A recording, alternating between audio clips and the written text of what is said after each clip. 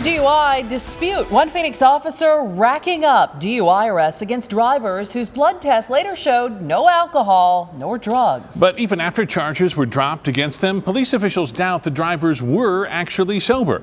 Here's ABC 15 investigator Melissa Blasius. Tasha McConnell had to take another day off work to fight against a driver's license suspension. This after she was arrested for DUI on a July afternoon by two Phoenix cops near Joe Max and Cave Creek. One of them, David Morse, is a certified drug recognition expert, a DRE. He asked me if I was on marijuana. He insisted that I was on harder drugs. Tasha told him the only drugs in her system were antibiotics, but Officer Morris keyed in on eyelid and body tremors.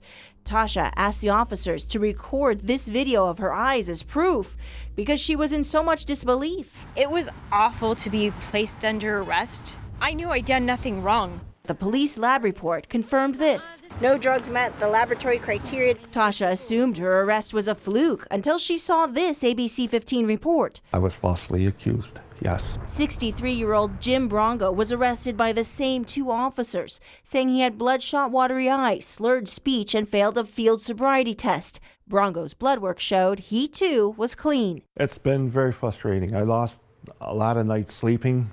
That's a 1701. Driving in his Camaro last year, Mike Toth was pulled over for failing to maintain his lane. The same two officers arrested him, again, for DUI drugs. And then they wanted me to do a heel to toe, walk a straight line, which I told them I might have difficulties doing that because I'm handicapped. And they immediately arrested me and handcuffed me. He says he told the officers his only drug use was antacid for heartburn. And they said, well, that could impede your judgment skills. And I was like, heartburn pills? ABC 15 has been looking at Officer David Morris's DUI arrests, 56 in the last year and a half.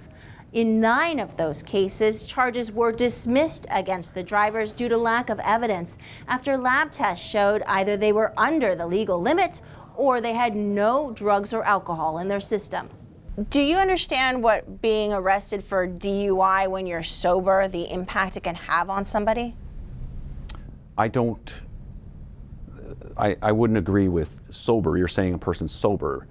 Clear tox does not necessarily exonerate a person beyond any shadow of the doubt. Phoenix Police Detective Kemp Layden is the coordinator for all drug recognition experts statewide. He says officers can detect impairment through their training, observations, field sobriety tests, and drug recognition exams. It is the blood tests, he says, that can miss things because they don't test for all intoxicating substances. I asked about Tasha's case. Certainly antibiotics aren't intoxicating. Not usually, no, but without knowing specifically what antibiotic. Layden says he's reviewed some of Officer Morris's DUI cases. I don't have concerns about David Morris on the things that I've seen.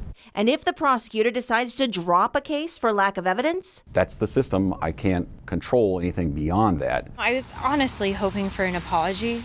Tasha McConnell says both officers in her case failed to show up at her latest hearing. She did want to face them again. They know they're above the law. The imbalance of power with police, real or perceived, concerns both Mike and Tasha. They're just allowed to take whoever they want off the street and they can arrest you. You have to go through all of this and they just get away with it. Do you feel for these people at all? I can sympathize with anybody that's arrested. It's a traumatic experience for anybody that is arrested, but that wouldn't change our mission of public safety and the standards that have been set forth. In Phoenix, I'm investigator Melissa Blasius, ABC 15 Arizona.